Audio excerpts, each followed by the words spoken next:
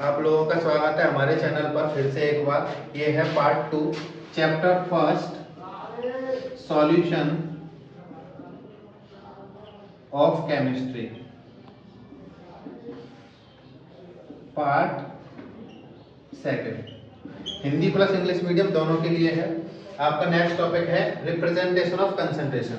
इसका मतलब है सांद्रता का निरूपण। आप किसी भी सॉल्यूशन की कंसंट्रेशन को आप कितने तरीके से रिप्रेजेंट कर सकते हो, कितनी तरह से दर्शा सकते हो, उसके लिए बात करेंगे। सबसे पहला टॉपिक है मोल फ्रैक्शन। हिंदी में इसको कहते हैं मोल अंश या मोल प्रभाज्य। इसको समझेंगे। It is the ratio of number of moles of any component to the total number of moles of solution। Hindi के लिए विलयन के कुल मोलों की संख्या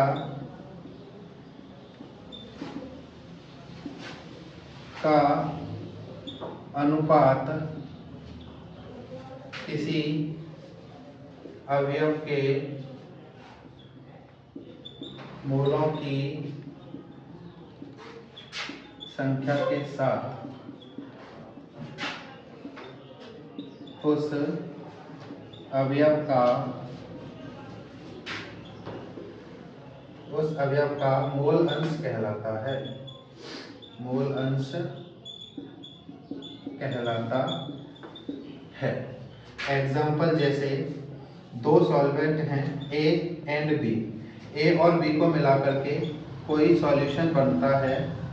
ए और बी को मिलाकर कोई सॉल्यूशन बनता है, कोई विलयन बनता है। तो मान लीजिए ए के मोल्स ऑफ ए, इसको मैं रिप्रेजेंट करता हूं एन ए से। मोल्स ऑफ बी को रिप्रेजेंट करते हैं एन बी से। सॉल्यूशन के मोल्स ऑफ सॉल्यूशन कितने हो जाएंगे? मोल्स ऑफ सॉल्यूशन हो जाएंगे N A plus N B, moles of solution. Now अगर आपको निकालना है मोल फ्रैक्शन ऑफ ए, ये एक सिंबल है, इसको काई बोलते हैं, CHI, काई इसको पढ़ते हैं। ये मोल फ्रैक्शन के लिए रिप्रेजेंट करते हैं इससे। काई ए यानी कि ए के नंबर ऑफ मोल्स, ए के मोल Na और विलयन के Na प्लस Nb, ये हो जाएगा काई ए। अगर ए का आपको मोल फ्रैक्शन निकालना है तो ए के मोल ऊपर रखेंगे और विलयन के मोल, सॉल्यूशन के मोल नीचे रखेंगे।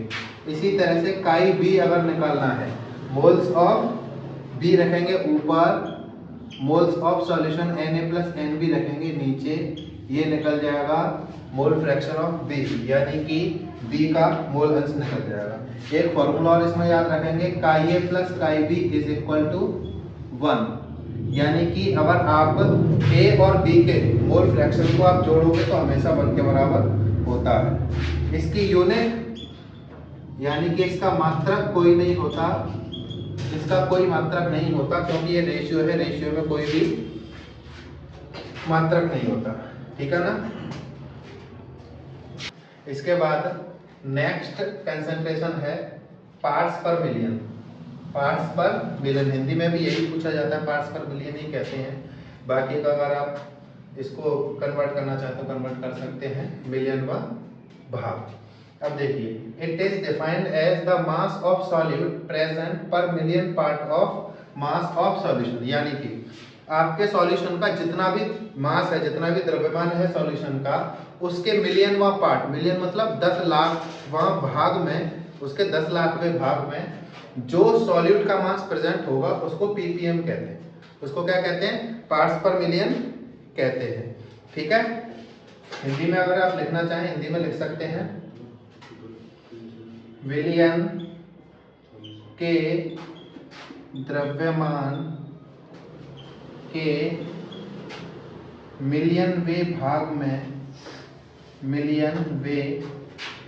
भाग में उपस्थित विलेय के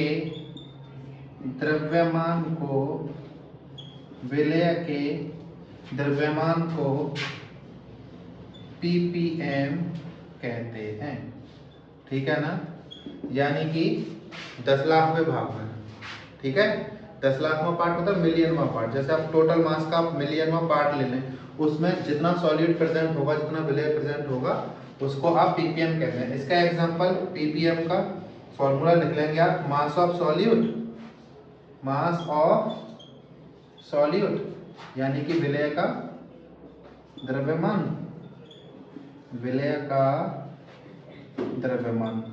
अपॉन मास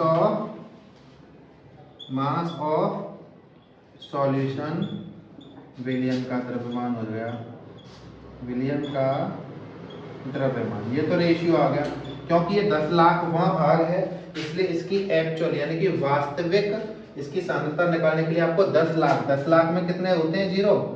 6 जीरो होते हैं, 10 की पावर 6 का मल्टीप्लाई कर देंगे।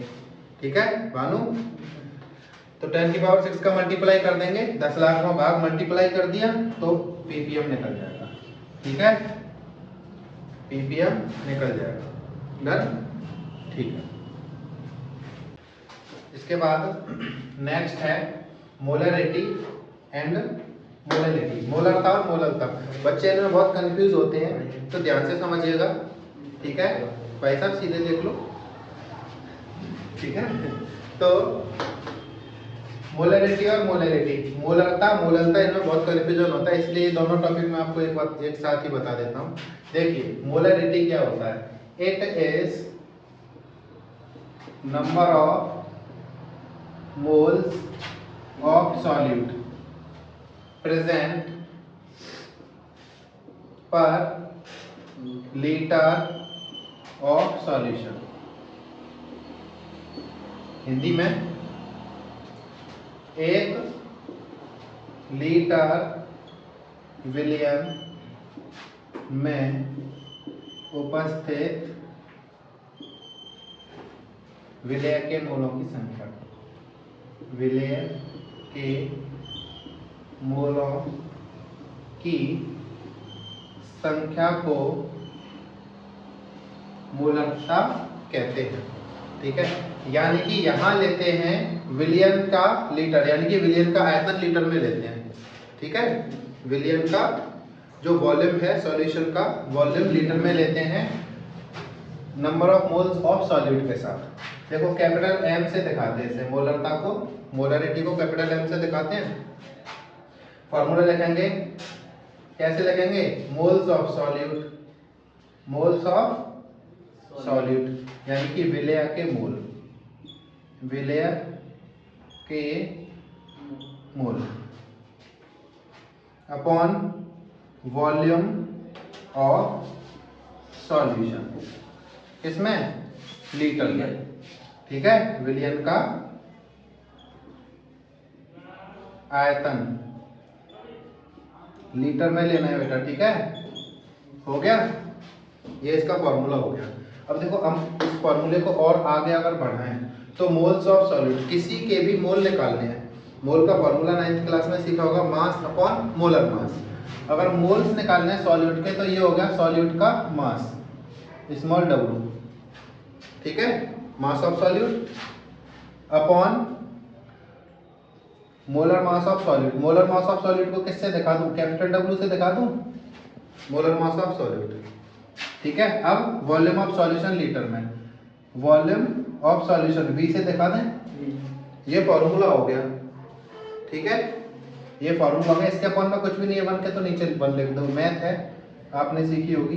ये देखिए small w upon capital W into V, ये लीटर में है।